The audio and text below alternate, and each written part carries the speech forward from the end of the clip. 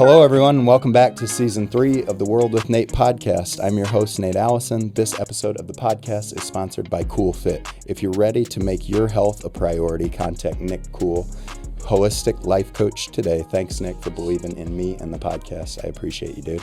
Also, special thanks to Renee, our mutual friend, for hooking this conversation up. I never would have had the opportunity to speak to this next guest without her. So, like everyone in the community, I appreciate you guys looking out for me and putting awesome guests in this seat. Without further ado, a Midwestern guy and Iowa Hawk legend, Tim Dwight. Welcome to the freaking podcast, dude. Hey, good to be here. Hell yeah, I am so excited you're here. We have been chatting it up prior to getting these mics hot, and we have a lot to talk about today, so thanks for coming on. Yeah. The first thing I kind of want to talk about is us both growing up in Iowa, and most of the audience is Iowa-based audience. We're Iowa people, Iowa podcast. You grew up in Iowa City. Were you always the fastest dude on the field as a kid? I was. Okay, what was that experience like? People talk about that? It was great. We had a pretty active principal when I was going through elementary school, so he put a lot of extracurricular activity, sports together. We'd have track and field during the springtime. We'd have basketball, football in the fall. And then you obviously have gym class and everything and recess. But I always was kind of the fastest kid out there. Top of the pack. And it just felt good, Yeah. And it's a lot of fun when you're kind of the fastest because, you kind of, Burn everybody down.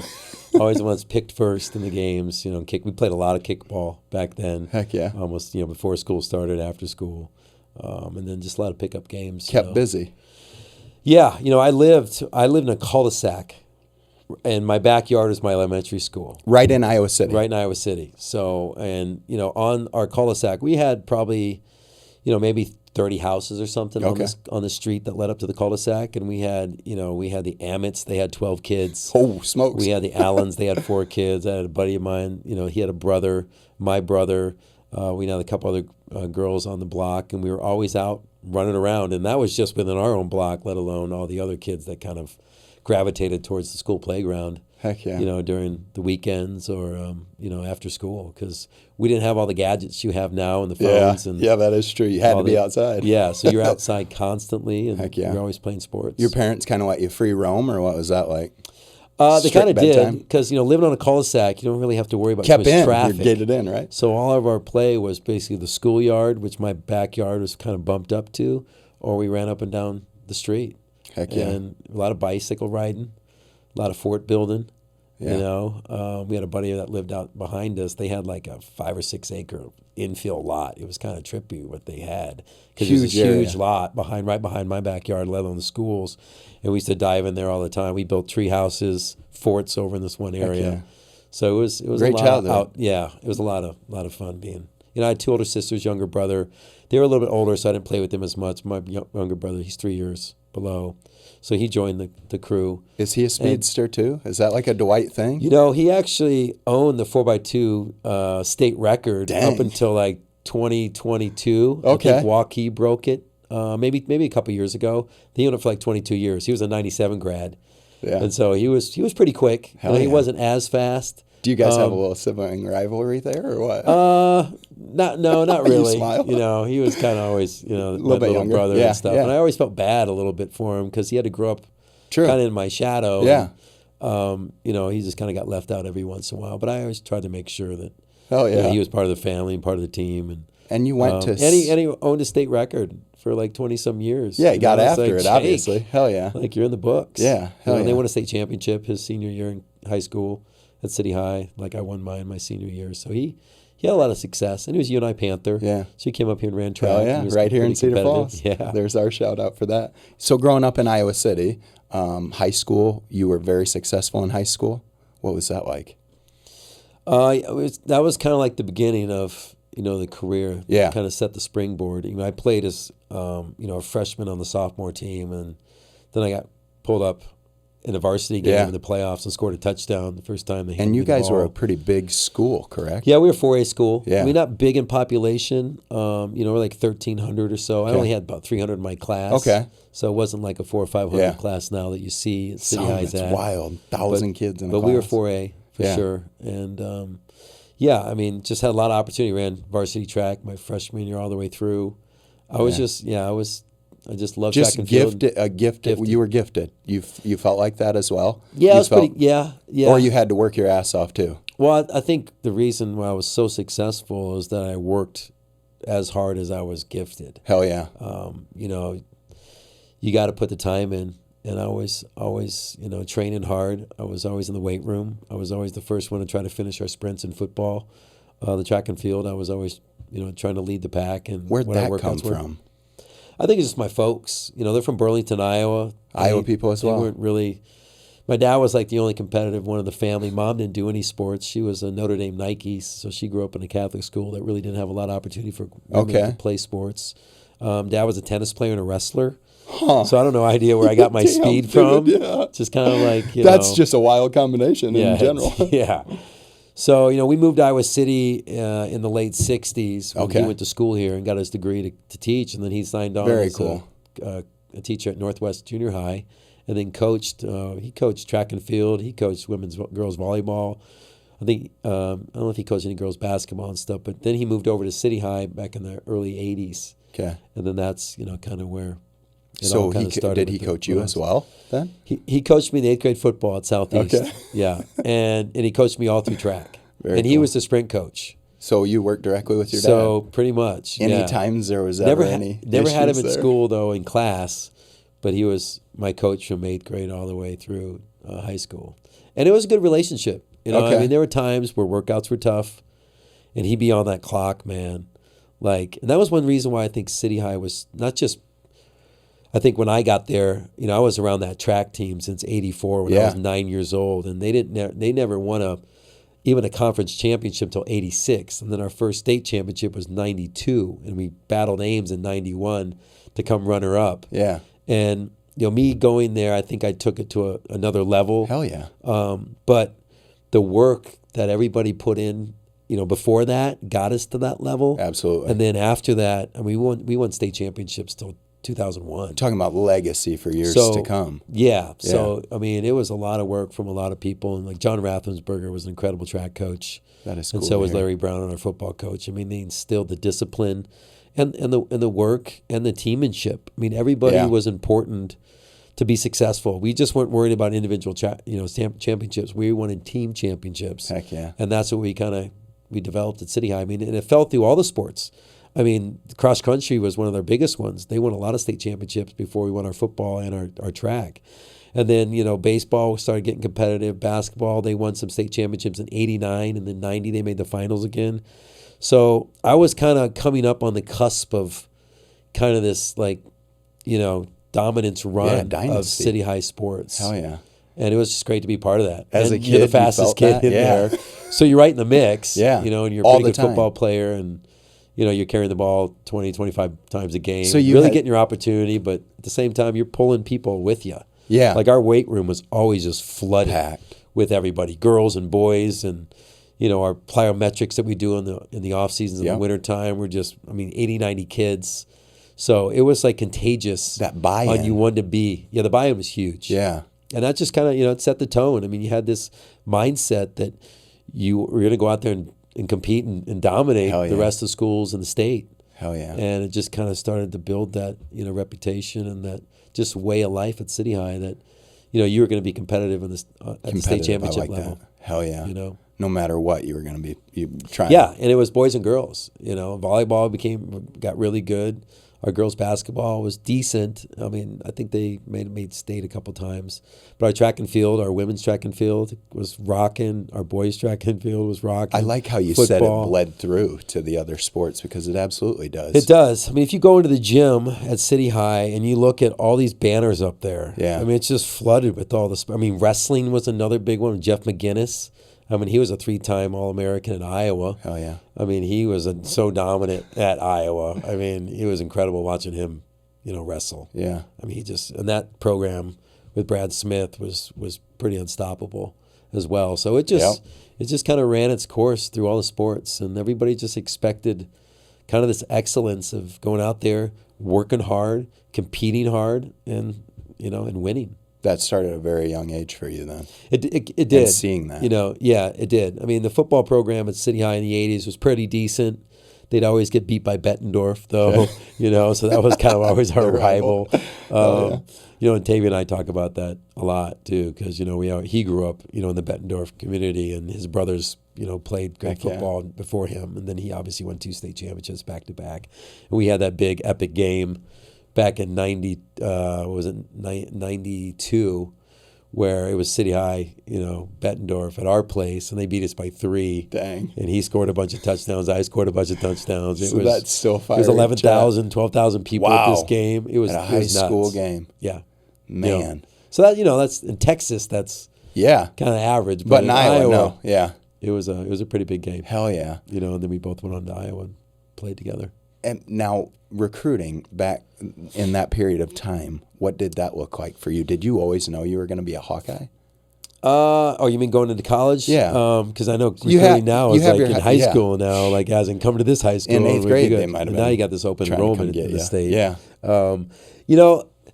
In the back of my mind, I always felt like I was going to be a Hawkeye.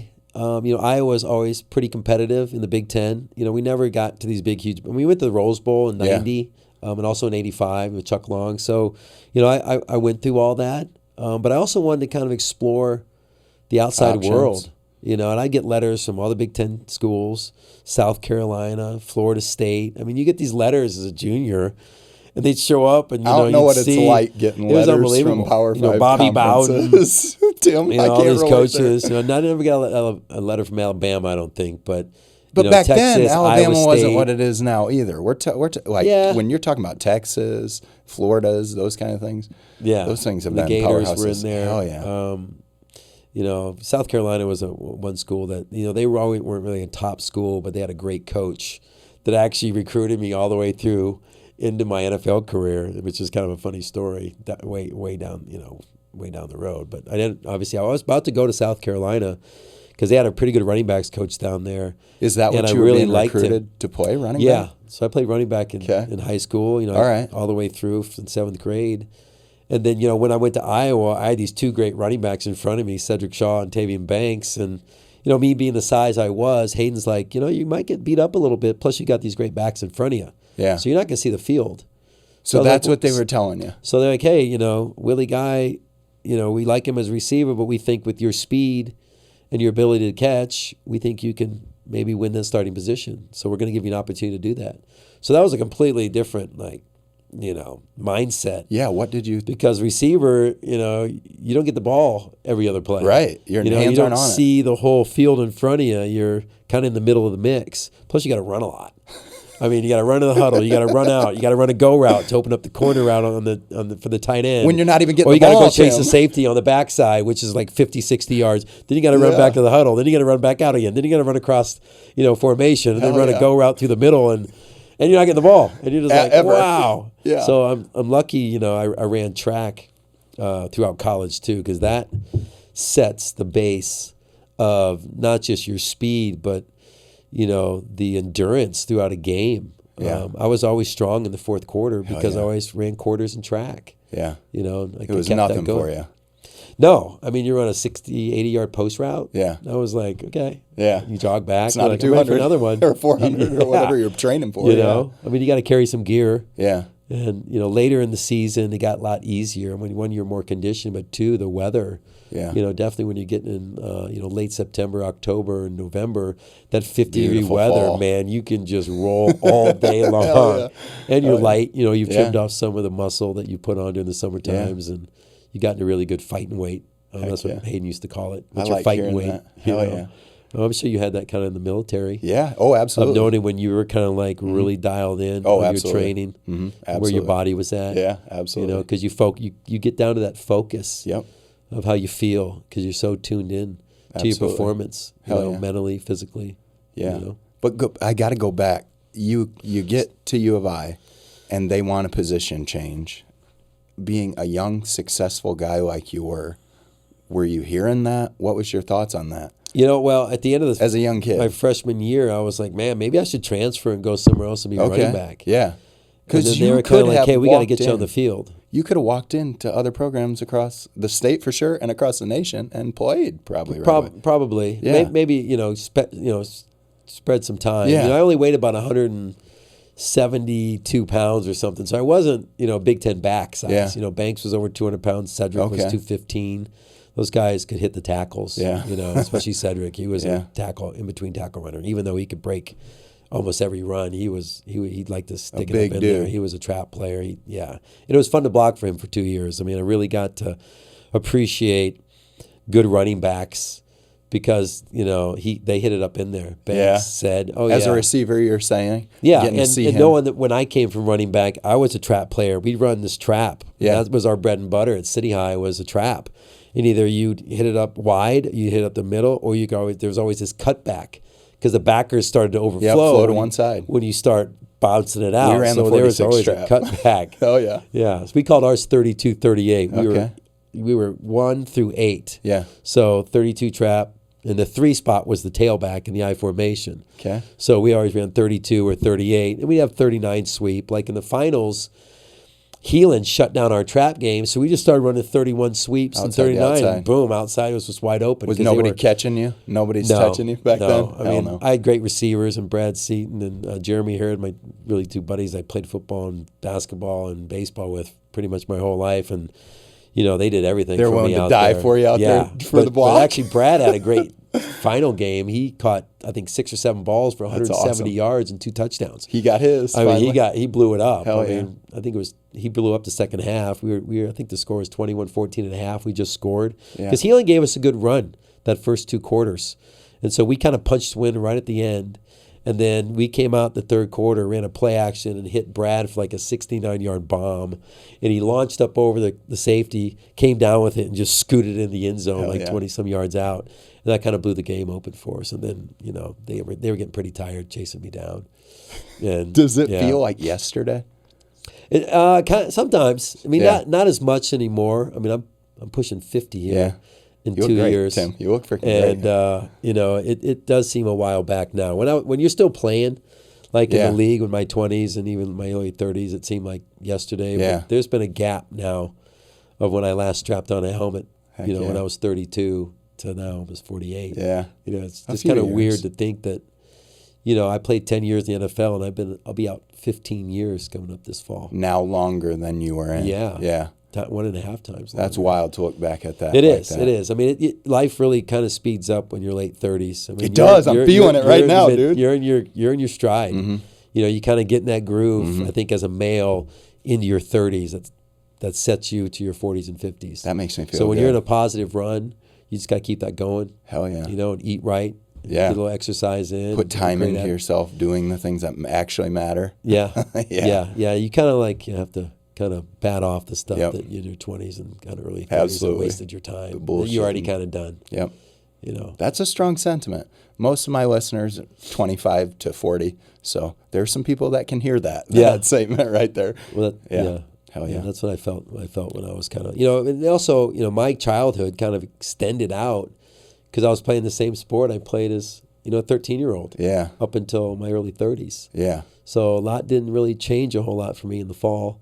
You wore a lot of sweatpants. Yeah. You're in locker rooms. You were strapping hanging up. with the guys, working out. And you were playing games on Saturdays and Sundays, and you kind of don't grow up a lot. Yeah. You don't really get out in the real world. You feel like that, like your experience has shown you that. Yeah, and I think it helped a lot too. I had a long career, in 10 NFL years is a long time. NFL standards, and these younger players coming out, especially now with social media, I think it plays a lot on your mental health of when you're going to the league or you don't even make the league that you think you might, or if you do make the league, you're out in 3 years. Yeah. And you're looking at the league and you're like, wow, I used to play against that guy in college, and we used to dominate their team, and that guy's still in the league. Yeah. So it really kind of affects a lot of your mental health when you I think as a young player, when you kind of like the lights go out on you. Hell yeah. And you're kind of like in this purgatory space where you don't, you've lost a lot of supporters. Like when the lights go out, the phone stops ringing. Yeah, dude. And it's just really different mindset when you get out in the public of that, you're not that player anymore. Yeah. You're Tim Dwight, just a normal guy on the street. Yeah. And you have to kind of reinvent yourself. That's awesome look to deep hear. And take some time. You do have to. Or because like you said, you were playing since 13, football. The identity of Tim Dwight was a football player for 20 years. 20 years. Yeah. Yeah. Was that difficult for you, reinventing Tim Dwight, not the football player? That time period for you? You know, I think it's easier when you're older, because I started getting a little more in tune with other things. Yeah. And that was probably the one thing that I wish I would have focused on one of your questions about if you could go back in the NFL in your career, what would you change? And I think I got a little too maybe outside my career, my focus on my career. I got involved in some businesses and real estate, and you have to kind of set yourself up because when you get to your 5th year in the league, you start your downward run. Right. Of you never you might be gone on the bubble. Tomorrow. You might be gone. Yeah. When you're young, you still got some time in there when you're in your early 20s, but when you get in like your late 20s, people are like, oh, you're getting in your career, and you're like, well, wait a minute, I'm actually I'm only 27, yeah. right? Like I just finally started to feel like I was dominating that part, but you're also thinking like, wow, I'm my 5th or 6th year. Yeah. Who knows if I can get to 10? Yeah. And by that time I played for 2 teams, and then I went to the Patriots for a year, and then the Jets for a year, and then the Raiders. So you kind of know when you're kind of bouncing year to year contracts that your end is coming. Time's coming. So you have to. So keeping my focus a little bit more on my football career, I think I wish I would do a little bit more if I could go back on those latter years. To stay more focused inside the game? Yeah, and focus more on myself and doing, you kind of get, you get pulled in different directions, Absolutely. right? So your energy gets pulled away from what your main focus is. Right. And, the more thoughts you have outside what your main career is, the less it takes away from the things you need to kind of really be focused on. Even though I was still being successful and I had some injuries late in my career that kind of sidetracked a lot. I mean, I tore up my foot twice. That kind of sidelined me, which ended up being a replaced hip 2 years ago. Yeah, when you're a young cat. Yeah, well, yeah. So that was kind of the things. But you gotta take some time off, and the noise stops. What was rest and recovery like back then? I know, there's stats that say LeBron James spends over $1 million taking care of himself every year. Yeah, but he makes like $50 million a year, so that's pretty easy. Yeah, that's a drop in the bucket. I did a lot of yoga. I was a big massage therapy guy. Okay. I mean, I massaged twice a week, Mondays after games and Fridays. After the week was pretty much done. I mean, you're hazing the barn by Friday afternoon, so I'd get like these 2-hour massages, and then to loosen yourself up. Yeah, just loosen. Get your mind kind of focused in, give your body some relaxing, get your blood flowing, get your toxins out. Hell yeah. I was pretty dialed into my health, as in like nutrition wise, a lot of protein, not a lot of sugars, like high sugars, like candies. And, stuck with mostly Gatorades, water. Maybe I consumed a little alcohol, through the week, which maybe looking back now, I probably would have cut more of that out. It's not like I was a big partier, but like Mondays was your day off, right? Yeah. Your kind of your night. Was your weekend was Monday night. Yeah. So we'd go out and enjoy the city. I mean, I lived in Atlanta. Hell yeah. That was my first big city I lived in. San Diego. I mean, that's an incredible city. So there's a lot of action going on in those places. Especially for a young guy. But I kept it pretty low key from what you could have got into. Yeah. I was out maybe, Friday nights you go out for dinner and things like that, but you never stay out late till 12 or 1. You'd be out till maybe 10, because I was always... I know, I've just always been dialed in, I think, early in my career, just even through high school and college, to kind of keep a lot of that. Where'd that come from? Who was speaking into Tim's life back then? My folks, Great role models. Yeah. Yeah. You got to contain those urges to go out and have those Absolutely, times. But I was never a real big partier either. I didn't do a lot of drugs. I mean, I didn't really touch any of that stuff. Didn't really touch a lot of alcohol. Yeah. Never drank alcohol in high school, which, obviously you can't drink it, but a lot of kids do. Plenty of people do, too. Right, yeah.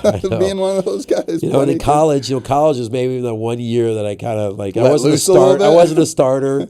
You could get in all the bars in Iowa City. Well, you can walk right in. Yeah, you can. You're and then, right out of high school there. Drink a little bit there. You. But it wasn't like, every Saturday night after a game we were getting bombed. Yeah. You go and enjoy your friends and stuff. But later in my career, a lot of that kind of really got, maybe my freshman year was probably my biggest year I was really consuming, if it was consuming. Yeah. But like my sophomore year, I became a starter.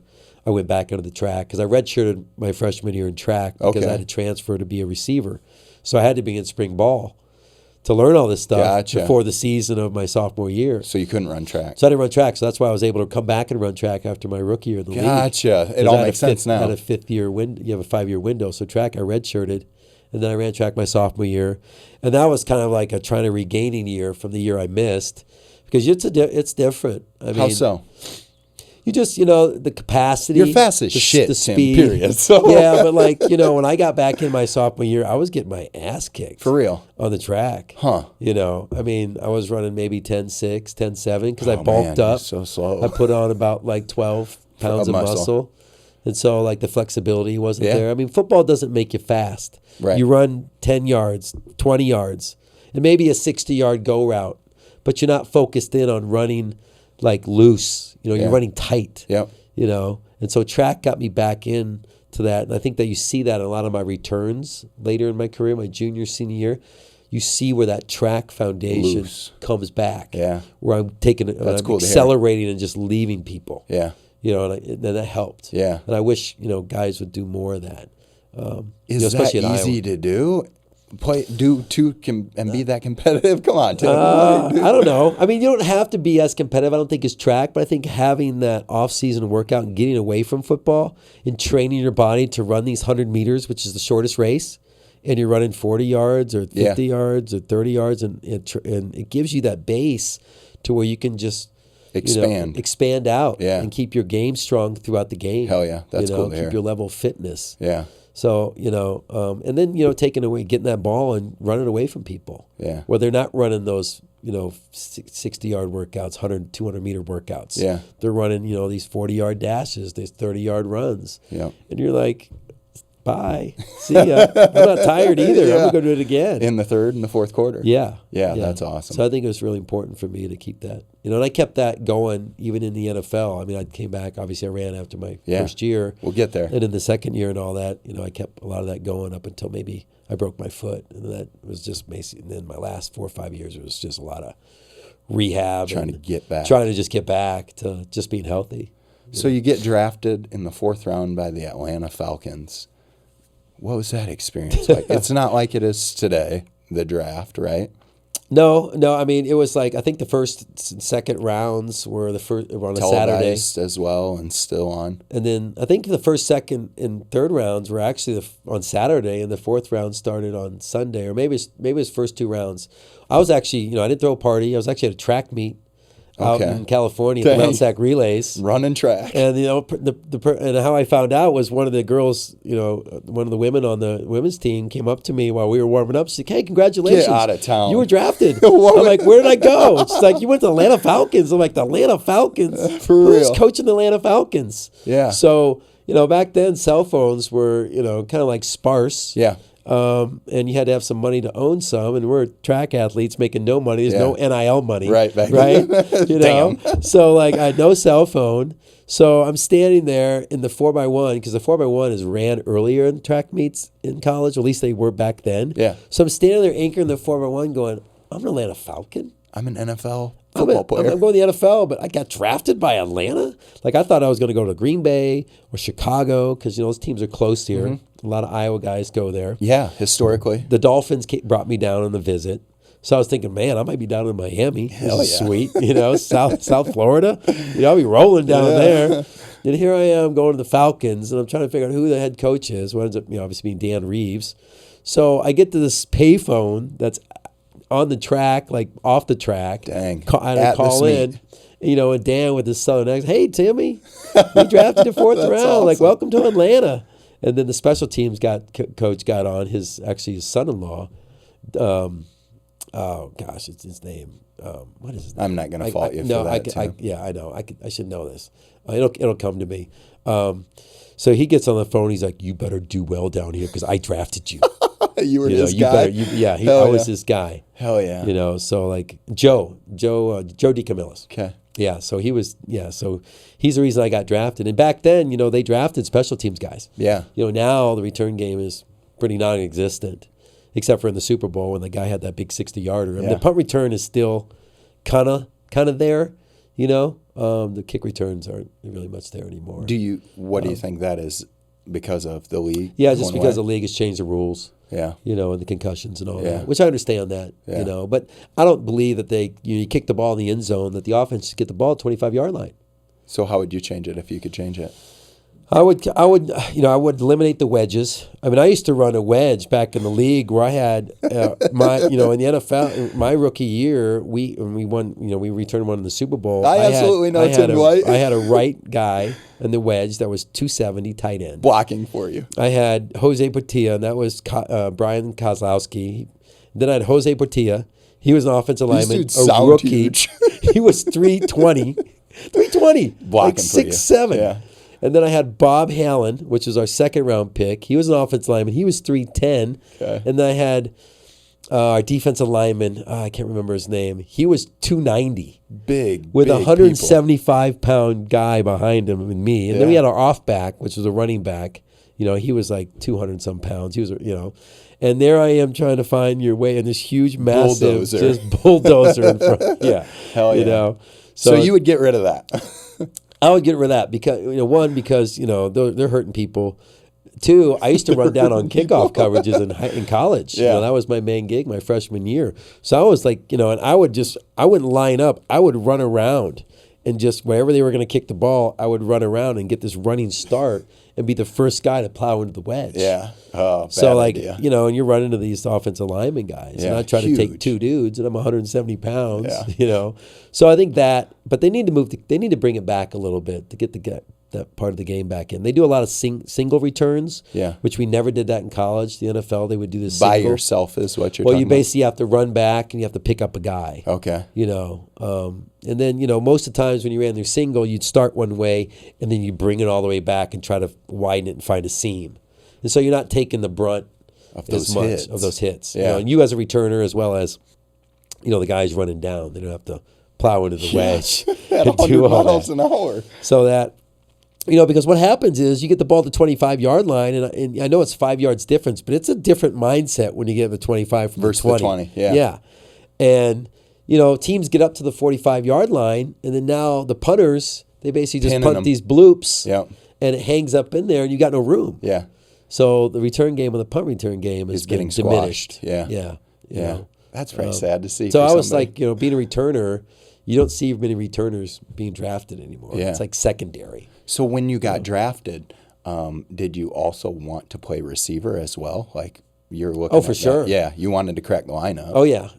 I mean, Todd, so I went down there, and at the time, Terrence Mathis was like one of their big receivers. Okay. He was there with not the run and shoot. Kind of like the run and shoot. But like, what's that passing that Leach came up with? Pistol? No, not the pistol, but it was like this, like kind of like the run and shoot. Yeah, so Terrence was an all-pro. Air raid. Yeah. Mm-hmm. So he ran a lot of that, and he was incredible. So you had opportunities, wide receiver opportunities. So at the third spot, we had Tony Martin, which was a great receiver too, that went to the Super Bowl with the Chargers. He signed that year.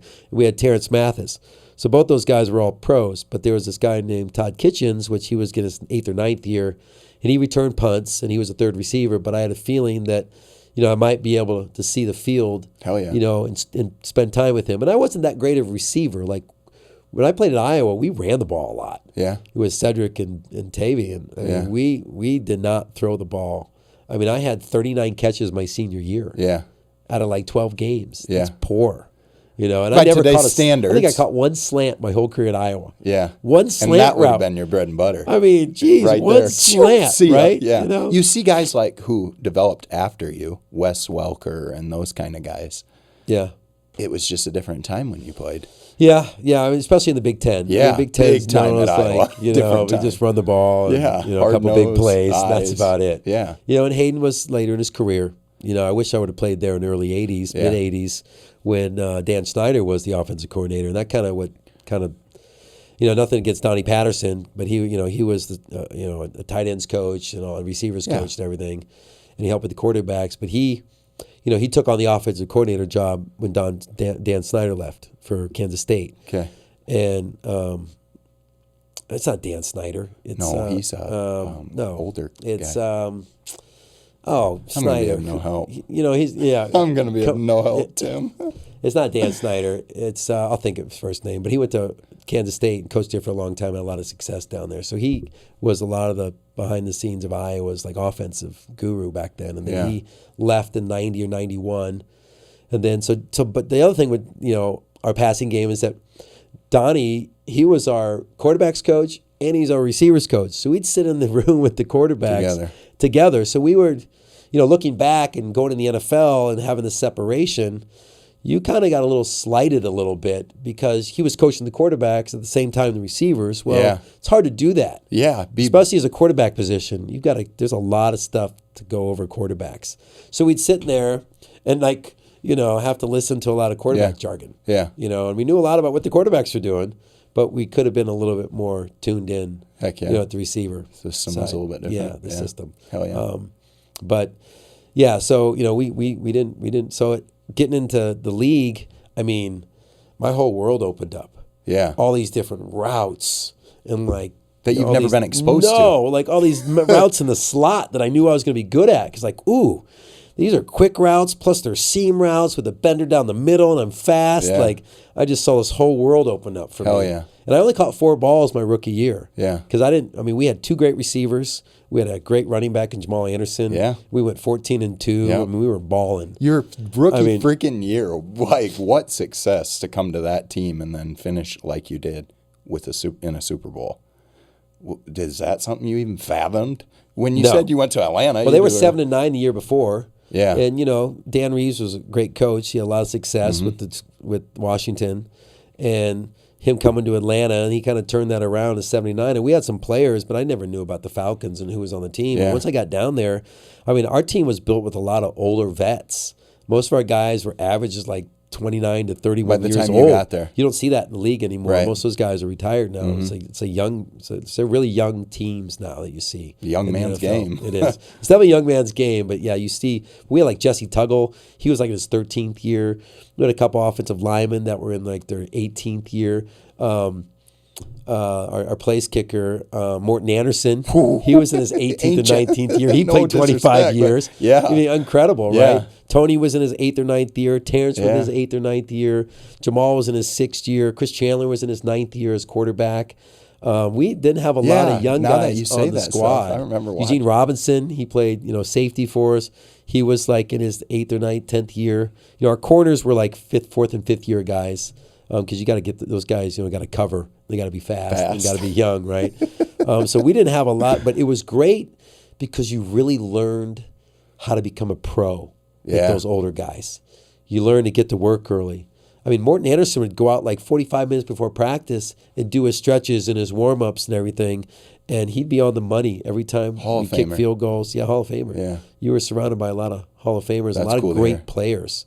So you really learned how to be a pro with these older guys in the locker room. Hell yeah. And then, when we got into tight games, their experience just showed up. Yeah. They didn't get flustered or worried about it, and they just made plays. And, we had a great game plan against the Vikings, which they were 15-1 that year with Randy Moss. And with Cunningham, resurfacing his game. He had an incredible year. And they had Robert Smith. They were stacked. Yeah. They had But we had a great game plan, and we had that. They just missed that kick. They missed that 39-yard field goal with Dur Anderson. It's wild that and things then can we change went down, just like that. But we still had to score a touchdown. That's when people. We were down by 7, and we had one drive left to go. That time I started to play a little bit more of a third receiver, a lot more. At that point in the season. And I remember those last 2 plays. We had this back then there was this new it was called a stack. It was called a bunch. We called it bunch. And it was a fast receiver up front, a second fast receiver outside, and a third other receiver, a nifty one on the inside. Okay. And you run all these different type of exchange routes. Right? D-backs, right? Yeah. So we had this 088 post, and I had the inside post to take everybody away.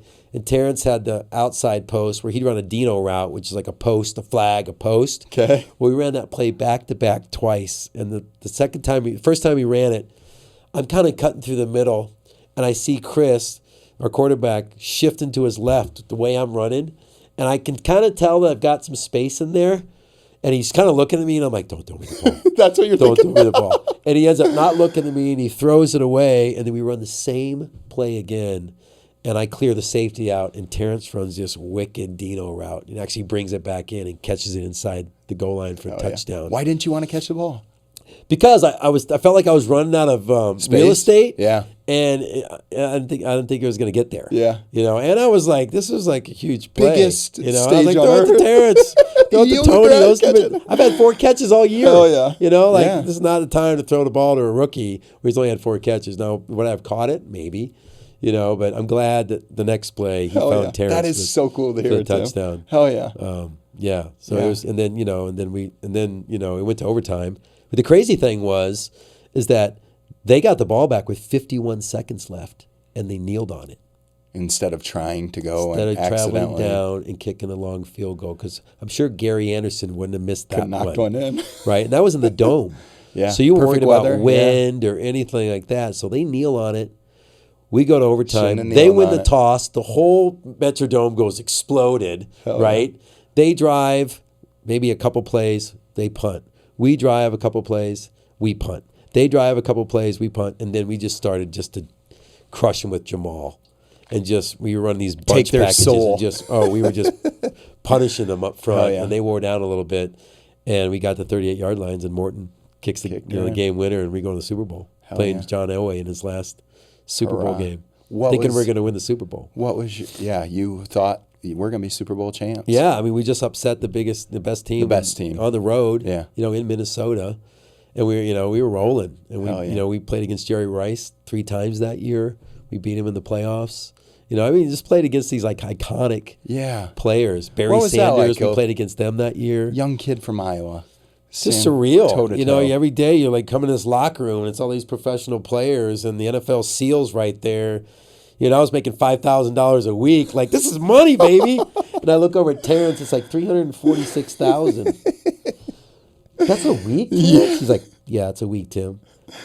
Yeah. I got $5,000 over here, Yeah. It's just surreal. Surreal. Amazing. And I couldn't imagine what guys are making $16 million now, $20 million a week. I mean, the quarterbacks are signing $30 million, $50 million a year. Yeah, I know. It's just nuts to crazy. Think about. Now the cap, it obviously is not $130 anymore; it's $230. Right. But those big time players are taking a lot of money, a lot out there. Ton. So that was just surreal, of thinking in college. I didn't know I was going to play in the league until maybe my junior year when I started having these big returns against Penn State, Ohio State. Like I was starting to ball out against these bigger schools. Yeah, I mean, you go against the guys that are at these big time schools that mostly dominate. Ohio State.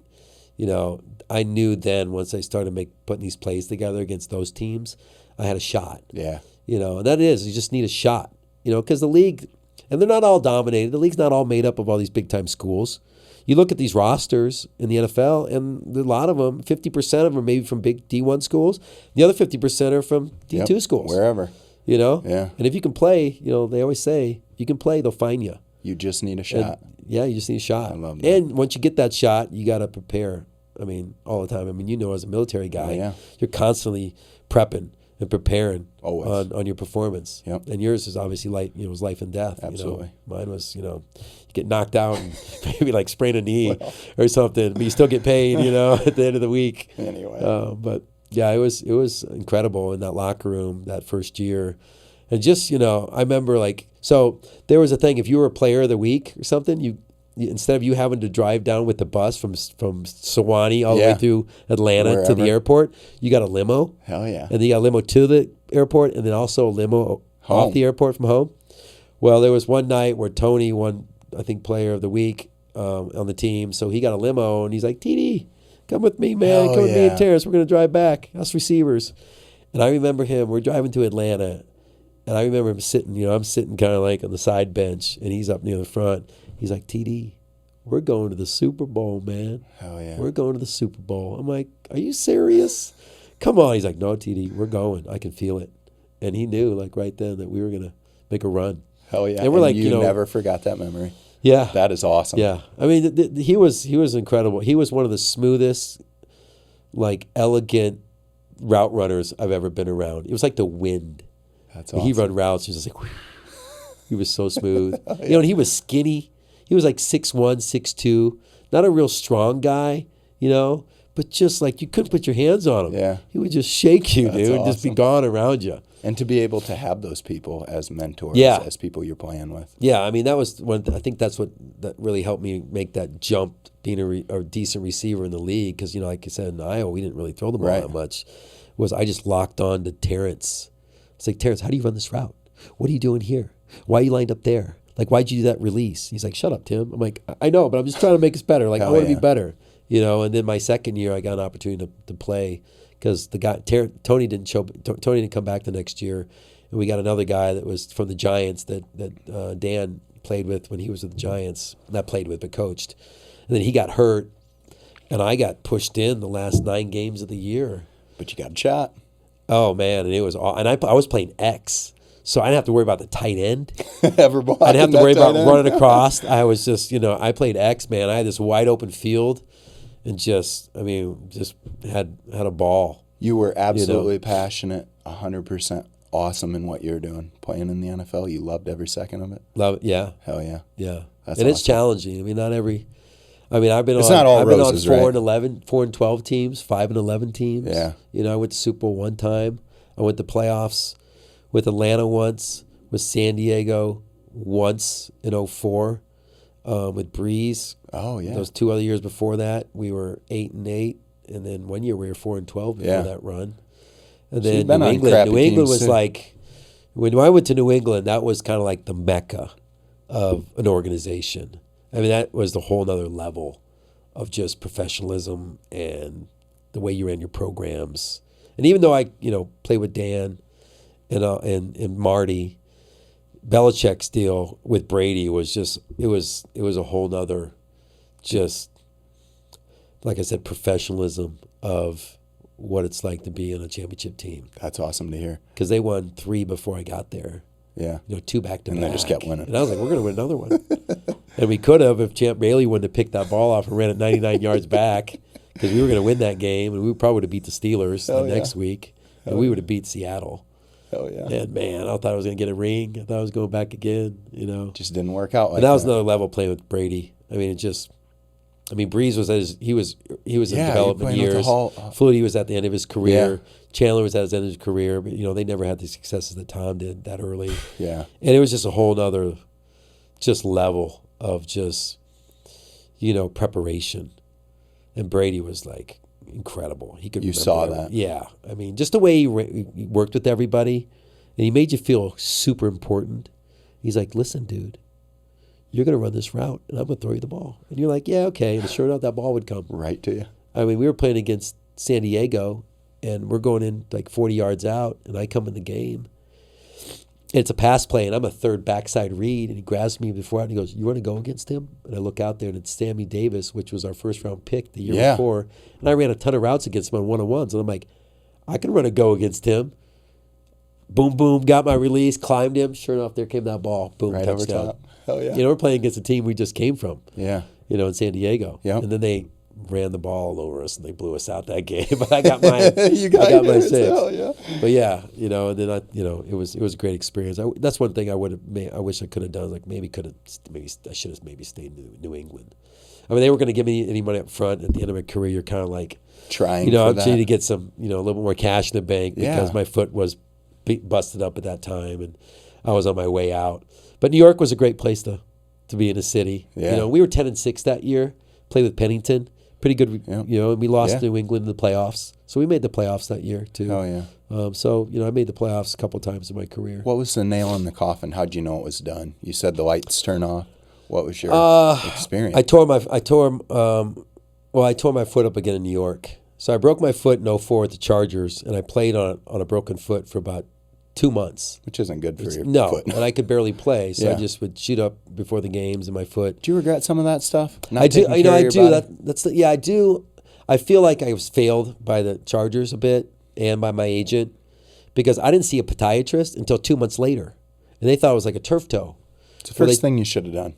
First thing, anything wrong with your feet, you go to a foot specialist. You know, at that level, especially at that level. Yeah. So I felt like I was a little disappointed in how I was managed at that time, and I know that was 2004, And it was interesting because, I signed my big deal there in 2002, and I started all 16 games.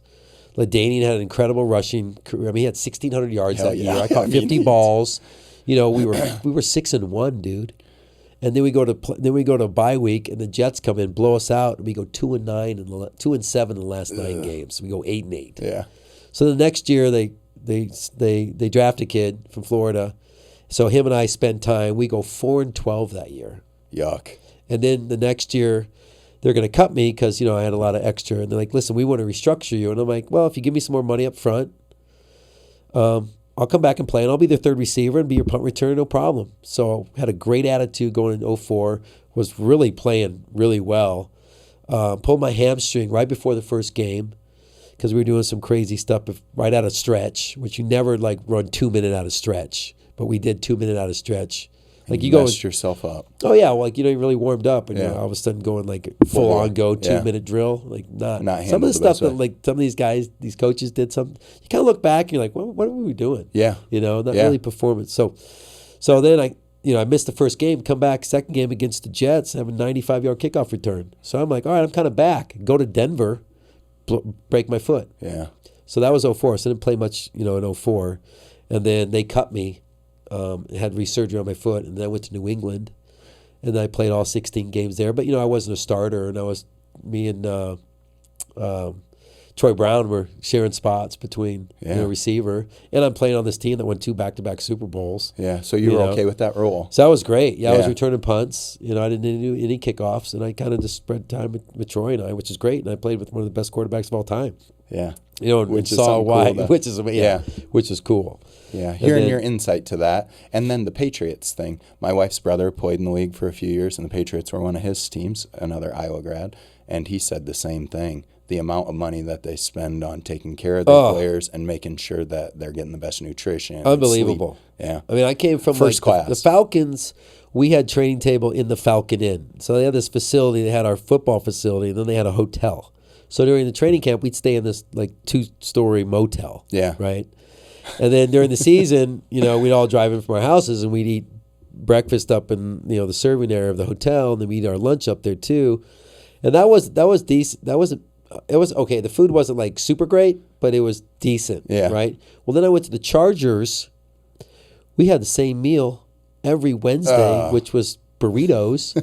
Thursdays was pizza. Yeah. And Friday was nothing.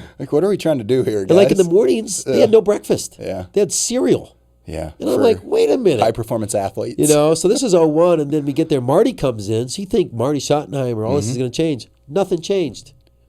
So for 2 years, we had to what's going on here? So the last year, so we went our first year he was there, we went 6-1, then we ended up going 8-8. Yeah, yeah. The next year, same players, except for we had David Boston because Curtis Conway didn't come back. We went 4-12. Yeah, I remember signing him. 4-12. So Marty comes to us and says, hey, you got to help us win. I'm going to identify some of these players on each squad, and you got to sit down and come up with a solution. Yeah. Because we had a horrible year last year. Yeah. So we did. And we changed a lot of things. Yeah. And one thing was the nutrition. Hell yeah. Next thing you know, we had cooks. We had different practice schedules. Yeah. And everything that we changed was performance-wise. It was geared to and players. We go 12-4. Yeah. And Proofs in the pudding, then I get to right? New England, and I'm there in the off season, and I'm with Larry Izzo, and he's like, and we're getting done with our first workout, and I'm starting to head out the door. I'm like, where are you going to eat lunch? Because I'm not used to any off seasons of getting lunch on campus, right? Yep. Larry's like, well, I'm eating here. I'm like, well, what do you mean? In Foxborough? He's like, no, in the facility. We've got cooks, chefs. Like, I'm like, yeah. What? He's like, oh, you wait till the regular season, dude. It's crab legs and, meats and all these greens and pastas and eggs. I mean, you rock up this huge window. There's 3 cooks back there in the off season. You're like, you guys got this? You got a turkey sandwich or chicken? And like, yeah, sure, no problem. What do you need? Yeah. And you're like, wow, this is why these guys win. Bill took care of everything. Yeah. Everything. He's just like, know the playbook, get yourself ready to play, and play. Well, Tim, exactly what you said. So you're like, wow, this is way different than anything I've been accustomed to. And that took me up to my 8th year in the league. Yeah. To find that. It was shocking to find that. Yeah. Well, when you said, it is so important when you're playing at that caliber to be locked into the NFL and not have the outside distractions. As a coach, seeming like you're taking care of those little things, nutrition. Those things are massage important. therapy. Yeah. No, have no massage therapies on staff. Yeah. No RET. I don't know if you don't know RETs, but it's this mini stretching technique called a reactive. What is it called? No, it's RTE. So it's a small stretching where you'd have two people like on a adjustment table, and they would stretch you, and they would use ART, active release technique. Okay. And they would dig down and find these like areas in your muscles, and they would press down in there, and they would stretch them out these micro levels. You get off this table, and you were like 21 years old Hell again. yeah. So I did that like started my second or third year in the league, and then as I moved, I had to find these ART specialists around the area, but the teams never offered that. Right. And nowadays, nowadays, all of it. They have like 3 or 4 masseuses on staff, ART specialists, chiropractor, nutritionist. Hell yeah. And you're like thinking way back, you're like, man, you were part of that change. This stuff you were like demanding. Yeah. Because these are $1 billion companies. Mm-hmm. And these owners, they're not really dialed in. Like they own they never a team. Played football. Never played NFL level football. So you hope these coaches would have. But they came back from some of the older times. They didn't have these technologies, and if they did, they just didn't really believe in them. And so you had to go out and find your own stuff. Yeah. And now it's a little bit more in house. Oh yeah. Especially with some of the mental, the mental aspect and all mental that health stuff too, and nutrition. It was just shocking. Like they're in New England, they're all like, "You guys didn't have this in San Diego?" I'm like, dude, before I got there, if I told you what I was eating, the Chick-fil-A truck used to show up. Yeah. The year before I got there. Yeah. They're like, I'm like, wow, we got actually some food brought in here. And they're like, well, last year the Chick-fil-A would show up outside the facility once a week. You'd walk out and get your Chick-fil-A sandwich. You're sandwich. paying that guy $4 million a year and you get a Chick-fil-A sandwich? Yeah. What? Doesn't make sense. No. So it was eye-opening, once I got to New England. And then I followed Mangini down to the Jets, and he kind of tried to do the same thing, but we had a real old facility, and it wasn't nearly what, Belichick was like. Oh, yeah. And then the Raiders was completely awful. I mean, cold sandwiches, and Kiffin, he ran a pretty loose organization. Like we'd be out at like 2:00 in the afternoon. And I'm like, we're done with the day. We got here at 8. We lifted maybe at 7. Got your treatment at 6:30, and we practiced at 11, and we'd be out at like 2:00 every day. And I'm like, no wonder we're 4-12. Like. And he was in over his head, playing at that level. He's more of a college coach. Oh yeah. I mean, the league is a different beast. Deal. It is. He'll chew you right up. Yeah. It'd be fun to coach at that level though. My son gets a little older. I think I'm gonna go back. I'd like to go back. Throw your hat in the ring. Yeah, the solar thing I'm gonna do for maybe another 10 years. Let's talk about that. The solar thing. And then and then maybe go back into coaching. We're running out of time. There's a lot to talk about. Hell yeah, there is. We haven't touched the track and field stuff. I know. What that was like coming back. Yes. So you did the football gig, 10 years playing NFL football, and then you came back to Iowa and you ran track because you had a year of eligibility left. What made you decide to pull the trigger on that? Where was your passion? You just loved doing it? Yeah, and we went to the Super Bowl. I was coming back to my hometown. Yeah. It's kind of like the big guy on Hell campus. yeah, plus, I had a year, and I knew track was definitely, a result of how I played on the field. So I was like, well, I'm going to go back. I had to get my degree. I had to do an internship. So I locked that up to finish my degree. And I was like, I got one more year. And this was, and I slimmed down. Like that was the problem with track in college is that, being a blocker most of the time, I was bulky. Yeah, you had to gain some muscle. Yeah. Right? Blocking these safeties that were 50 pounds bigger than you. Not just one time. Yeah. Like, hey, guess what? I'm going to be back in like 30 seconds to block you again, dude. Like, it wasn't once, it was multiple times with multiple teams, So I was always bulky. So at the end of the track season, I would finally start to feel fast. And then it'd be over in May. Feel like you were in your perfect suit. Yeah, finally, my fighting weight in track, which I'd slimmed down to like 170. But if I start at 188, I wasn't getting down to 170. I was getting down to 178-ish, right? Yeah. Well, in the NFL, my first year, Terrence and Tony were the starters. I just was, off and on at third receiver, so I trimmed down to like 175. Yeah. I was fast. Hell yeah. And plus, so we went to the Super Bowl. I took a week or two off, and then I'm on the track out in California because my agent lived out there in San Diego. And I was like, I'm going to train here for a couple of weeks, and then I'm going to come back in the spring semester. I'm going to come back and start this internship like late February, May. No, he's like, go do it. Oh, hell yeah. And Dan was like, go finish your career.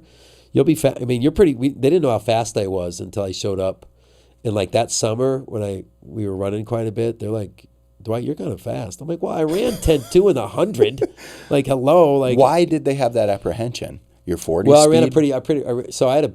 I pulled my groin like my last couple games at Iowa. Okay. That we kind of kept quiet. So I wasn't very fast. So my combine time sucked. Okay. I ran 4.61. I saw that. Yeah, it was awful.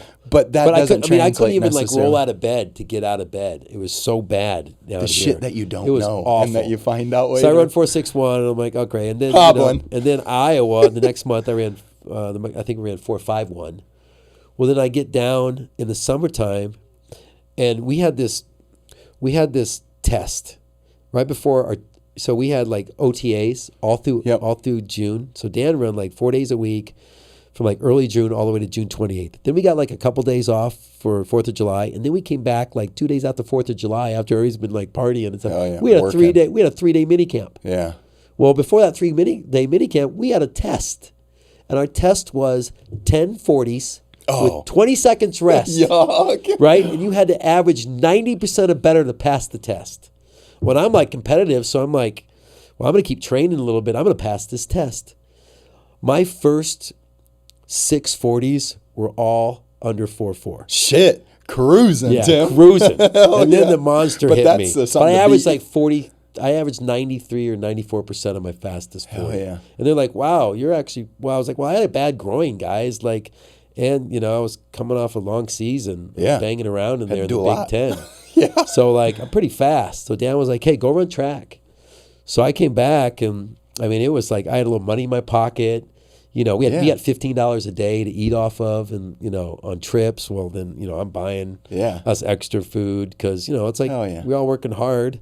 We're going to live off $15 a day, guys. Like, let me pick up this tab. That's sweet. I bought everybody kind of shoes, like the Michael Johnson fast shoes. Yeah, back in the when they were hot. Dude, Heat. So it was hell yeah. It was cool to like be able to go back and have that. That's a different role. Having being in the league, and then coming back to the college level, and and then actually being competitive. The only thing that was a downer was that I pulled so we go out to Oregon, and this is Hayward Field. Before it's like this amazing track now. Yep. Oh my God, I've been out to this facility the last 2 years. Before Nike stuck the $200 million into it. It's unbelievable. Yeah. I mean, it's unbelievable, this track, this facility.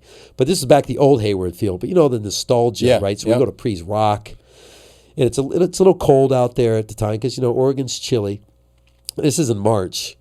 And I'm feeling fast, though, because I'm 172 pounds. Light and trim. I mean, I've been out in Cali training a little bit, so I'm warming up for the 4x1, and I tweaked my hamstring. So I missed that meet. I missed Mount Sac. I missed the Drake relays. Oh. So I only had really 2 meets to get ready before the Big Tens. So I only ran 2 100s before I ran the prelims and then the finals. I ran 4 800s that year. And how'd you finish in the hundreds at Big Ten finals, Tim? I won. Exactly. Yeah. Hell yeah. But the only thing, the main reason I won is because it was 58 degrees out and raining that day. And so like this kind of shows you like, everybody talks mind over matter, right? Absolutely. And as a military, like you put your mind to something, and you're focused in, you can accomplish a ton. More than you ever thought possible. So my whole career, I was a small guy, but fast, accomplishing these things, right? So like the Twilight Musco is the first meet of the year. It's in May 1st. And the Big Tens is 2 weeks later, right? So I run the 100. I run like 10.6 something. And I see all the other 100 guys, they ran, in this fall they were running. Yep. They had indoor, they had a bunch of outdoor meets. This is what they're focused on. So I kind of know where I'm at. Yeah. So then I run the 200, and then we run the 4x4, and we ran like 3:06, and we run like the 14th or 15th fastest time in the country. Wow. So we don't know if we're going to make, get invited to the NCAAs. So we go out to the next weekend, we go out to Arizona. We all run the 100, and we got 3 football guys on the 4x1 and the 4x4. Me, Tim Dodge, and Bashir Yamini, and then Tony Branch is the only track guy. So we got 3 football players on the 4x1 on the track team and on the 4x4. Yeah. The same guys. Hell yeah. Right? That's wild that you guys are running 100 and the 400. Yeah, we were just tough. Yeah. We were fast and tough. That sucks. So we get out there, and we're like, listen, we got to qualify for like the 4x1 and the 4x4. and we got to do it like, we got to do it this weekend because the next weekend's Big Ten. And everybody has all these races, and you can't really compete. So we all run the 100. We run decent. I think I ran like 10:50 something. And then we run the 4x1. We run 40.8, and we just missed the cutoff. So we get to the 4x4, and it's late in the meet. It's the last. There's us in Colorado in the meet. 2 teams. And it's like 7:30 at night. It's like 400 people in the stands. USC's not there. UCLA's not there. Arizona's not even running. Arizona State's not running. We thought all these bigger teams were going to run, maybe make their times better. Yeah. But they all rested to get ready for the conference meets the next week like we should have. But we were behind because I couldn't run, right? Yeah. So we all gather up. We're like, listen, we're on the cusp of the 4x4. We got to roll tonight. And we got one other team that we got to roll against, so we got to run this ourselves. Yeah, you have to stomp them if you're trying to make it, right? Yeah, so Branch is the leadoff. I'm second leg. Tim's third leg. And Bashir ends up running all by himself. He runs a 44-95 split all by himself. Yeah. Dodge runs 45-3. I run 45-8. We run the second fastest time in the country that night. Wow. Against one other team that wasn't even in the race. That wasn't in with no stands, with nobody in the stands. Yeah. And that shows you, like, dude, you put your mind to something. Locked in. So we get to the Big Ten, and the first day is beautiful. It's like 80 degrees. All the track runners are happy because it's warm, And I run 10:41. So I'm running a little faster every week because, speed's a week-to-week progression, right? And so, we knew we had a shot to win the 4x1, the 4x4 were going to be combated. And I'm running the 100, the 200, the 4x1, the 4x4. Bashir's running the 100, Bashir's running the 200, the 4x4, and the long jump. Tim Dodge is running the 200, the 400, the 4x1, and the 4x4. Right? So we're like, we got a lot of stuff going on. So I run the 100. I run 10:41. I ran against Donnie Sutherland. Remember Donnie Sutherland? Mm-hmm. He was a wide receiver for Purdue. He ended up played a couple years in the league. He played for the Niners for a couple years. So he's right next to me, and he's just like talking in my ear the whole time. What's the NFL like? Blah, blah, blah. I'm like, dude, I'm trying to get ready for this race to make the finals, right? Like, I feel like I'm going to run pretty decent today. It's nice and warm. So I ran 10:41. I'm like fifth or so. It was a 9-lane track. Everybody else runs 10:28, 10:32, 10:38. There's like I'm like the 5th fastest time. I'm in lane 7. I'm the 5th fastest time going in this race. Okay. And we run the 200, and I ran like 99 or something in the prelims. So I'm in the finals, the prelims, and then the 4x4 the relays you only run once. So we get in this. So we go to dinner that night. We're not even paying attention to the weather, right? Like back then, you didn't have an app on your phone, nothing, right? Yep. So you're not really paying attention to the weather, comes. Right? And you can't affect it anyway, right? You can't control it. Yeah. You just focus on what you can control, your attitude, your preparation. So the next morning, I'm in my bathroom getting ready, and I hear this knock on my door, and it's this half miler, and this kid from Waukon, Iowa, like part of one of the greatest cross country teams of all time in Iowa, still owns I think the most points scored in a cross country meet. Huh. This kid, he's gonna be a really good runner. But he's a freshman. Yeah, and he actually becomes really one of my good friends that I still know today. Very cool. And he knocks on the door. And back then, they used to call me Jones because this other buddy used to call me Jones. He's like, Jones, did you look outside? And I'm like, no, I'm brushing my teeth, Mike. It's 7:30 in the morning. It's raining out there, and it's like 50-some degrees out. Yeah. So I walk over, and I'm brushing my teeth, and I open up the door. I open up, the shade, and sure enough, it's coming down some decent rain. So I turn on the TV, and it shows the forecast that it's going to be spotty rain all day, and it's the high like 60. So not 80. Not 80. Yeah. So I go back in, and I'm brushing my teeth, and I look at myself in the mirror, and I'm like, you're going to win the Big 100 today. You're going to get up in there. You're going to focus in. You're going to eliminate all this weather. You're going to be a football player running that 100K. Yeah. You're going to win. Hell yeah. So we get to the track, and it's rainy, raining off and on. It's wet. It's cold. And I could just see warming up. I'm looking at everybody's eyes, and I could see half those guys in that race. Not even there. Not even there. Yeah. Not even there. So we get in the blocks, awesome. Dude, and I'm just like on Hungry. It. And I get out, and next thing you know, there's nobody by me. So I'm like, holy smokes, I'm doing good. I'm boom, boom, boom, and I know they're coming, right? I can feel them coming because I just didn't have the speed work at the time, and I run 10:51. I run a whole tenth slower than you had, and I win the race. And then Tim Dodge runs up to me and he's like, "Whoa, what's up?" Oh, yeah. He's all hyped because Dodge is yeah. like, you know, he's an incredible athlete. This dude could jump out this room and dunk basketballs. I could never like jump up and dunk a basketball like that. He'd just take one step at the ball and just double hand Crazy ups. You know, crazy ups and crazy fast. Oh, yeah. So I'm like, we're going to roll this 200, right? And Bashir's like, we are going to roll this 200. We sweep the 200. Bashir wins it. I get second. Dodge gets third. Very cool. And then Dodge gets third in the quarter. Bashir breaks Jesse Owens' long jump record that stood for like 60 years. Yeah. And then we win the 4x1. We win the 4x4. And then, you know, we get second in the meet, runner up. And I got athlete of the meet. Hell yeah. And it was just crazy. Big Ten outstanding and it was athlete rainy of the event. And, I mean, coming back after an NFL career. Yeah, and then coming back all that. Yeah. And then getting ready to go into my second. Yeah, and then we go to nationals and you know, we were all, you know, it's interesting. You get this 3-week lag between your conference meet and nationals. And there's no meets in between. So you're kind of just training. So you lose a little bit of racing, right? Yeah.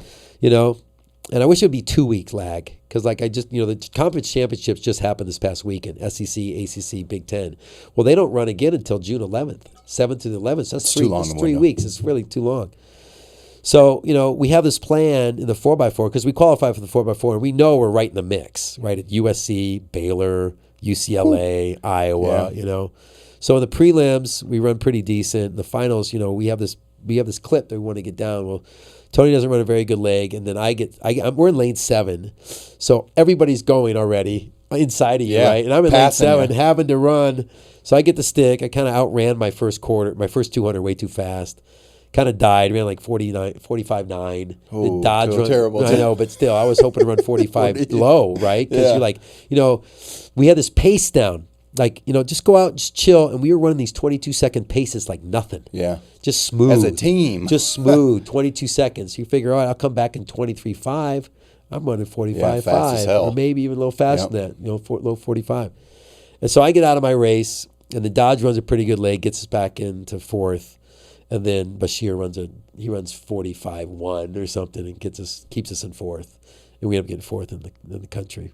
Hell yeah. Which is pretty cool for 3 football players. Absolutely. Running against all these other guys that, you know, were running out in California, out in Texas. I mean, UCLA, I think UCLA was right there. I think USC was there. I think Baylor was there. It's all these southern teams. And here we are, Iowa. Hell yeah. You know, putting it on the map, baby. Yeah, exactly, with 3 football players. Yeah. You know, hell yeah. So it was pretty special. I mean, I love those guys. It was so fun to. That's the other thing about track, changing the football. You get out of this mentality of like, and like, you know, heavy weights and practice. A little bit more flexibility. Yeah, it's more fun. I like that. And you get into this a little more lighter on your mind. You know, you're not getting beat up physically and mentally. Not trying to hurt people all the time. Yeah. You're in your lane. And you're fluid and you got different characters. Hell you know, like the distance runners are clowns. You know, they're hilarious. Yeah. You know, you go. Like that was back then where Hillcrest was kind of changing into the way they serve food. And I mean, these guys, every night I'd show up because, you know, I'm there for the whole season. I'd show up at Hillcrest once a night just to eat with the guys because I was good friends with this kid from Waukon. He's like, you need to come eat with us, Dwight. See how we like, you know, enjoy. Yeah. You know, they'd have these contests, how much they'd go in the back and grab like a big tub of ice cream and bet that no one could eat the whole cross country. And they would sit there and eat this stuff. They'd mix up all this like ketchup and mustard and mayonnaise and relish and have contests of who could eat the most. And then they're just laid out the next day. It was just hilarious. So it was a nice change of pace. And getting to experience that. Out of like that hardcore football mindset. So when you get back to football that summer and in that fall, you were fresh. Yeah, ready to do it. You know, and your body was ready. Yeah. I mean, pushing all that beating out was great. And you were faster. You know, you were faster that next year because you put in the work. I mean, it was a lot of work, though. You know, playing 2 sports in college and trying to balance my books, you know, and then having a social life, which I didn't have much of a social life, you know, which is probably good. You know, being in Iowa City. Hard to be that focused. It is. Laser focused on what you're doing. We talked about the energy, right? Like energy here, energy there, energy there, and this. Yeah, you only have so much to push. That, you know, that's my biggest thing I try to tell young kids these days is you really got to learn how to focus your energy. Focus, you know. I mean, what's going to make you successful? Not being on IG every day, taking pictures of what you're doing, like getting in the weight room. Yeah. Taking care of your body, learning about nutrition. Like there's so much information out there today. There's no reason why you should know almost everything. Yeah, well, you shouldn't know a lot of stuff. Like last night I'm driving up to Iowa and there's this new inverter that just came out, right? And it's a grid, off-grid inverter. So if the grid goes down or if you want to shut off from the grid, it can shut off from the grid. Which is something that our country is in drastic spot right now with the grid power. Oh, it's unbelievable. It's awful. The lack of. Yeah. Yes. Yeah, there's no robustness anymore. There's no reliability. None. It's awful. I mean, the downtimes now are the same as they were in the 70s. But that's what you get with monopolies that have been sitting in the same place, not having any competition. Yes. Right? And that's what our government has done. Monopolize the power system. They've monopolized the power system, which then keeps things the same and doesn't create innovation, doesn't create cost efficiencies. It doesn't create, better ways of doing things. We've been stuck like this for 100 years and we haven't changed. And it's un-American, right? It's almost communistic. And it's not capitalistic. It's not capitalistic. If we're trying to promote the best, each dollar gets a vote and the best product is the winner and gets the money. That's right. Because you know what? If Mid-American makes bad decisions and they have to keep up in rates and you're against that, well, who's it affect? The ratepayers. But you know what? They're losing in business. So you know what? Someone should come in and buy them out. I absolutely agree. Just like any other business that's failing or not making the competition or not give them a subsidy innovating, so they can stay alive. Right? Exactly. Yeah. Right? They have this captive market. Yep. And then they just complain about other things that that they should be doing taking that makes control things off. better. Right? Absolutely. So that's opening up, which is one reason I think I got into solar is to get on a solar Absolutely. conversation is that I had this opportunity in 2008 to look at the solar company. There was an engineering firm out of San Francisco, and I met these guys through a friend of mine out of Iowa City that moved to San Francisco and worked for a big switch company that sold product into distribution, and their model was to build solar projects through distribution houses. Okay. And so I flew out there and I went up to Marin, which is a beautiful place in the country, north of San Francisco. Were you educated and cognizant of solar at that point? Nothing. No, I'm just like, solar company, there's sun everywhere. Like, okay. Sounds like a good idea. Sounds like a good idea. Yeah. So we sat through kind of like their whole, spiel. And, I walked up the solar module and I'm like, this thing's made of glass and aluminum and sand. At that time, I kind of knew that those are some of the most abundant materials in the world. So why is this thing so expensive? Yeah. Okay. And one of the guys that was the founder, he's like, because, Tim, it's never scaled in manufacturing. He goes, you go back and look at the computer industry. You research that industry. It's a semiconductor. Computers used to be really expensive. Yep. But once they started scaling and doubling their capacity, they gained huge cost efficiencies. Yep. Like not like 5% or 20%. We're talking 80% at the beginning. Yep. And I was like, well, then this technology should probably follow that. And he's like, it will. We just got to scale manufacturing and it's got to get more out there. And I was like, all right. So I gave him a little money. Then I went off, and this is like May of 2008. Then I went off and kind of like started to shed my Dwight, reality of like football's over. Yeah. Right. And this girlfriend of mine that I knew in Colorado through a friend of mine actually played with the Falcons. She's like, hey, Dwight, we're going to Kilimanjaro. You want to go hike it? And I'm like, Tanzania? I'm going. So we get over there, and I had this vision as I'm walking up there. It's like, okay, dude, like you're done. Football's over for you. You knew that in the game. I knew that in the game against Green Bay because I tried to spin away from this guy and I see him fumbling the ball. It's actually my last play in my career. Oh. Fumbled the ball back in the end zone for a touchdown. I didn't see that, Tim. It was awful. I saw a lot of And then good I pulled my shit. hamstring the next week, and then I never played the last 3 games. And I'm hiking up this mountain, and I'm like, you're going to go all in with the solar company. You're going all in because it's clean energy. And I learned a little bit about the grid during those months because this was like January of 2009. So those next couple of months, I started researching the grid, how the grid was built. Went back and read this whole book of how the energy, transition happened and the power plants and transmission lines, all these things, and how this was going to modernize and what was going to happen in Europe because Europe was like the main driver of this. Germany was like the main driver of solar. Okay. And then Spain jumped in with these big like feed-in tariffs, like 90 cents a kilowatt hour. Okay. Expensive. But they knew that once it scaled, the prices was cheap, right? Because this technology is solid state. It rarely breaks down. Degradation rates are like 0.5%. Okay. So like this stuff runs For a long time. And it's easy to build. Maintenance. And maintenance. There's no maintenance. Yeah. So it's great for the ratepayers, right? Yeah. Like the more solar we put in, the less cost our energy should be. Yeah. Because we don't have to maintain these systems. You don't have to turn them on and rev them up and send water through them. Because people don't understand power generation, right? They don't understand the resources that have to go. That it takes to turn your light bulb on. Yes. Right? The excavation of coal, the transportation on the train, to get off the train, to grind it all up, to burn it, and all this pollution, then to send it down these transmission lines, but there's loss going on, right? When you send energy down to an electrical line, those electrons are flying off. They're not as it's passing through. As it's passing, yes. Right?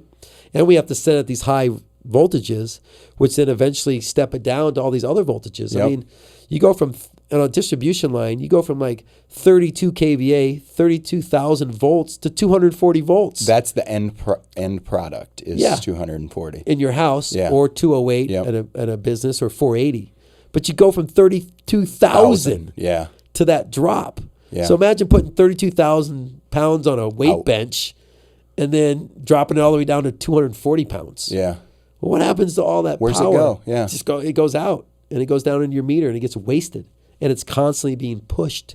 So I saw this inefficient grid, and then I learned about monopolies, and then I started going to the Capitol, and I'm like, hey, and people, knew who I was. Like, what are you doing up here? And I'm like, well, I'm in the solar industry. Did that shock the shit out of people? Kind of. I bet, dude. They're like, Tim solar? I'm like, Dwight? really? And I'm like, well, Iowa's like 16th in the country, 1/6 highest sun irradiation. And I know this because I played a lot of football, right? Yeah. So we have the resource.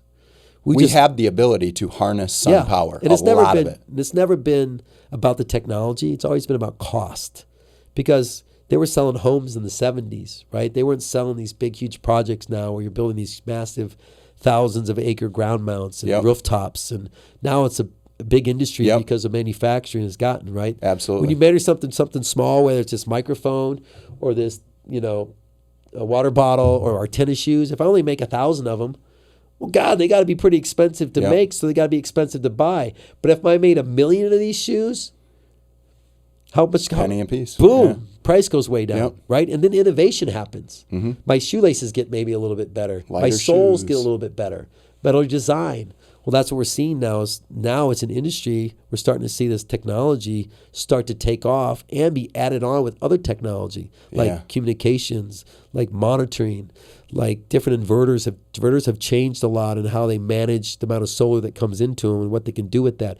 Battery storage. Yeah. Different types of cells now that we see on the module. Different type of cell structures. Different type of wiring we put in these things. Different types of materials that are going actually in the cell. So there's a lot of like innovation that's going to happen. Right inside of it. Because like when I got into solar, if you look at the photovoltaic on a single cell junction, the potential is 38% efficiency. When I got in the industry, it was 12 to 13 maybe percent. So you've seen a 20% increase in efficiency. Well, no, we're not there yet. We're at 24 right now in the lab. We still got 14% more to go. And then when you get to multi-junction cells, which are HIJs, high junction cells, then it goes to like 40%.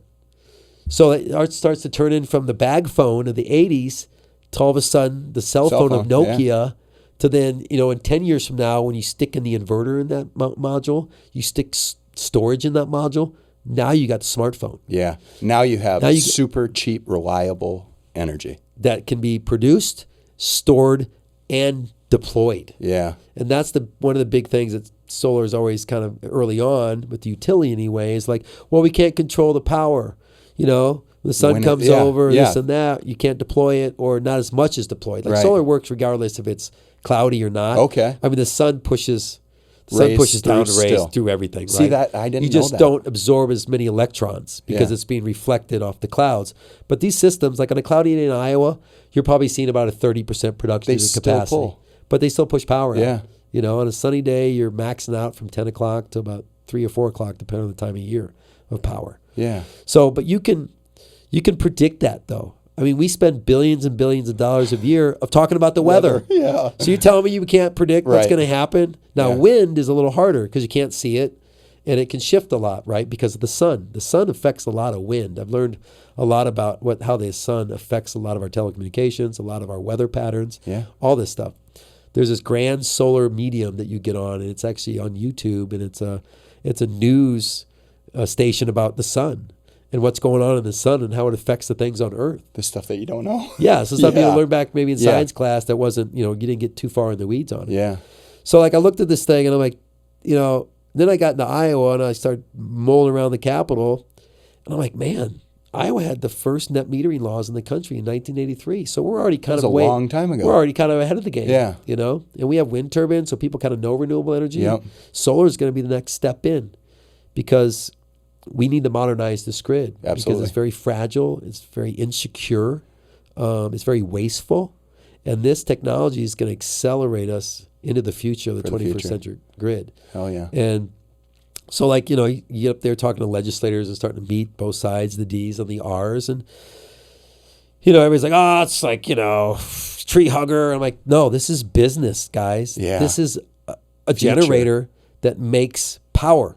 We're talking business, and it makes clean power and reliable power, and it goes inside the grid. Sustainable power. Yeah. And it goes inside the grid, which modernizes the grid to do all these things that the grid can't do when you power from the outside. Yeah. But it takes time for people to learn this stuff. Yeah. You got to be there. I mean, you go up to somebody and say, what do you pay for your kilowatt hour? And they'll have no They're like, clue. what's that? Yeah, yep. Or I don't know what I pay. What do you pay for your gallon of gas right now? Yeah, you'll know $3.30. You pay, $3.30, right? But you Yep. don't know what you're buying from the utility? Well, It's I still guess I don't look energy at you're the. spending. I guess I just don't look at my bill like that. I just look at it and I have to pay it, so I pay it. People aren't in tune as much. Tim, Dwight, I promise you, all the hundreds and thousands of listeners that are going to listen to this are going to look at their freaking power bill. You do. I mean, Yeah. it's kWh. It's how many watt hours you burn over an hour. So let's just say I'm in my house right now, and I've got my curling iron running, so that's 1,000 watts. Whew. I've got, my TV running, which is like maybe 200 watts now because, these LCDs and stuff don't take a lot of wattage. My computer, a couple lights. So let's just say I'm pulling 2,000 watts. Well, if I pull that over an hour, that's 2 kilowatt hours because kilowatt hour, kilo is 1,000. So instead of saying I have 2,000 watt hours, 10,000 watt hours, we say you have 2 kilowatt hours or 10 kilowatt hours. All right. So that's how energy is charged. How many watts that you pull into your house over a course of an hour. Gotcha. Well, in the morning, you pull a lot because you get up in the morning, Getting you ready. do all this stuff, and then when you leave your house, boom, down goes your pull. Yeah. Well, then all of a sudden your solar kicks in. Well, a lot of that solar that you built goes out to the grid because you're not using a lot because you pull power over 24 hours. We only generate our power for 5 to 6. So for us to make up to those non-sun hours, we've got to build a big system to not only power your load then, which is really low during the day because you're away from home, also power out to the grid to then buy that power back at nighttime. Yeah, when you need it. When you need it. Yeah. Right? And now we're starting to store it on site. So that has never which been changes a the capability. whole game. Yeah. On the utility. Because utility is always like, well, we don't mind if you power your load during the day, but when you power out to the grid, that costs us money, which is a bunch of BS. The grid's already built. There's no cost in there. That's already sunken cost, right? They want to buy that at 2 cents, like they buy it And way get a out on the cheap grid. deal on it. Yeah. And then they want to sell it to your For your the same neighbor price as for retail. Yeah. So that's like been That's the the real problem. big rub. But you made the investment. Plus you're doing all these things to the grid that are positive that For we're a not nation. we're not even getting paid for. Yeah. And so that's where we need to get to in Iowa is the value of solar study, where it studies all these variables that solar does to the grid that makes it all these positive things. Yeah. Right now we're not getting paid for what I believe half our energy costs, half of the value that we're putting into the grid. Yeah. Yeah. And for 25, 30 years. These modules nowadays, they'll last 35 years, 40 years. If no water gets inside that module, that will run all the way till those cells are degraded out. That's a long time. That's a long time. That's 50-some years. Yeah. Yeah. Hell Because yeah. most modules nowadays at 30 years are 85% of the nameplate. Oh, wow. At 30 years. And it's half of 1% per year. Yeah. I mean, Still it's got a just long time. it's just a low degradation all the way out. So, I saw the technology. I was like, this stuff's in space. Yeah. It's going to work on the planet. Yeah. Space is way more Complicated. that as well as more just harsher environment. than our planet. Yeah. I mean, you don't see humans living in space out there, right? We can walk around our planet, so this is definitely going to work here. Hell yeah. And then I start learning a lot more about distributed power and all these positive benefits throughout my career and job growth. I mean, for us to revamp this $1 trillion energy system, it's going to be millions of jobs. And now then you're talking about bringing the electric car onto the grid, a whole nother piece to the puzzle. And a beast of the puzzle too. Because look how much energy that we use on a daily basis to move our products across our country. It's not feasible with what we currently have. No. To have electric cars. But our payback, I mean, if you would power your car with solar, the cost of gasoline is like 75 cents a kilowatt hour. Your payback on your solar system would be 2 years. Before you would make it because back. The inefficiency of a combustion engine compared to a high efficiency of electric engine, that electric engine uses 90% of that power to move you. Combustion engine only uses 20%. Push bang. So the other 80% of your money that lost. pays for that fuel is gone. That's heat on your block and pollution out your tailpipe. That's cool to hear it like that. And we got guys like you going over these other countries dying for this crap. Tim, yeah. You know, I mean, you look at the wars for a in long the Middle fucking East, time. long time. Too long. Like, why aren't we doing it? So when I went on my USO trips, that was another thing that really solidified me in this industry is like, my boys are over here fighting for this pollusive stuff on this soil and dying for this stuff. I'm helping changing that. And so I went on 2 USO trips. And the first time it was a little in awe of like military and in war, and you climb up on that C-130 and you fly into Iraq and you land in Baghdad and you're like, I'm in a combat zone, dude. Like everybody around here is carrying their weapons. Yep. Like, and then we took we went out to FOBs, forward operating bases. Hell yeah. 2 Blackhawks, 300 feet off the deck, right across Baghdad. Flying. Like you're like, when's you don't know if somebody's going to shoot you down. Yeah. And you're out there with, I had no gun. You're with everybody and the other guys with their M60s and stuff and the 2 pilots. Hell yeah. But everybody else was civilians. Yep. And you're thinking, man, we could get shot down. Yeah. And then I'm in the middle of Baghdad trying to get back to Camp Liberty or whatever, and I don't know where I'm at. And then you fly 150 miles out there and you go to these, these forward operating bases. You have these big T-walls around them. But, like we had to fly in and those guys had to get out because snipers and stuff, Yep. And you're like, these dudes are doing this, these men and women are doing this every day. Yeah, dude. Every day. Yeah. Those striker squads that were outside the towns going out looking for Al-Qaeda. Dude, I mean, intense. And then you hear about when you guys come back and the mental problems you have and like, the PTSD. I mean, all that. It's like you have a whole different appreciation of what you guys do on a daily basis. I appreciate hearing that. I want to be part of something that's going to change that. Change it.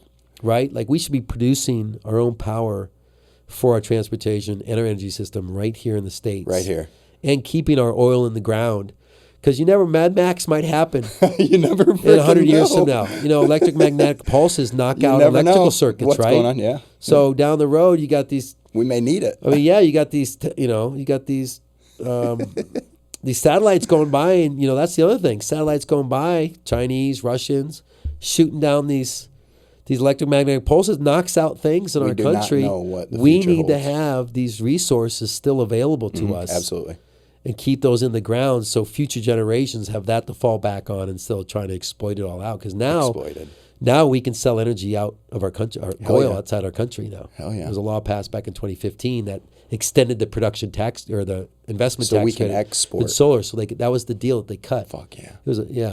But it was a bad deal in my opinion because solar still hasn't caught where it needs ramped to be. up to where it needs to be. It was too early. Yeah. They never should have cut that deal. Yeah. But we are where we are. Yeah. And we're going to make oil obsolete in 10 years. Hell yeah. I mean, it's going to happen. Hell yeah. Technology's not linear.